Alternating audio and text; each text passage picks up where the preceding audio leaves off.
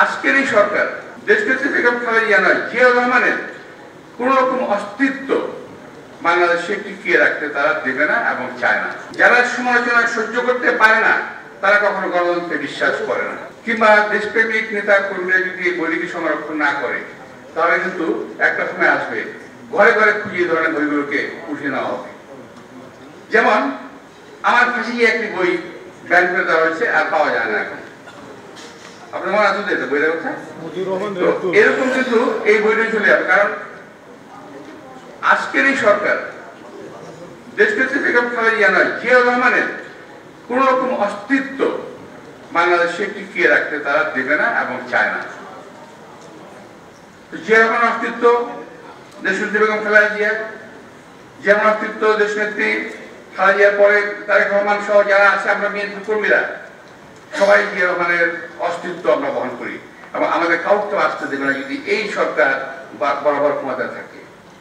আর সবচেয়ে বড় বিষয় হলো Cinematic Display, Photography Master, Performance Expert, NextG N9. এই সরকার দেখবে না, এই দেশের স্বাধীনতা কিন্তু একসময় থাকবে না যদি এই দেশের সাধারণ মানুষ সচেতন না হয়। একটা কথা আমার একজন দুর্মুখ এক বন্ধু আছে আমার, বিএনপি সমর্থক, বিসিপি থেকে যায়, ঢাকায় বসে বলে, আরে ভাই টিকা লইছিস নাকি, দেশের মানুষের বাঁচান টিকা লইছিস নাকি? বেটারা সব ঘরের মধ্যে বয়ে থাকে আর আমরা সব মিছিল করি, কটা মরে গুলি লাশিজাত করে। এই হলো একদম দুর্মুখের কথা বলছি আমি।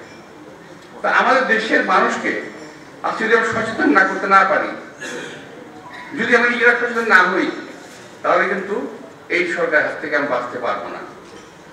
ইতিমধ্যেই বক্তারা বলেছে, অবশ্য আমাকে এখানে আমি ভাবছি, আমি নিজেকে একটা কথা বলতে আমি ভুলে গেছি। খুব ভাগ্যবান মনে করছি আমি যে এই ধরনের একটি অনুষ্ঠানে আমি এসেছি যে অনেক জ্ঞানী গুণী বিদগ্ধ লোকজন আজকে জ্ঞানী গুণীগণ যা বক্তব্য রেখেছি, যেখান থেকে আমি অনেক কিছু শিখতে পেরেছি বলে আমি মনে করি। শিক্ষার শেষ নাই। তো এই বয়সেও আমার মনে হয় যে আমি ভালো কিছু শিখেছি।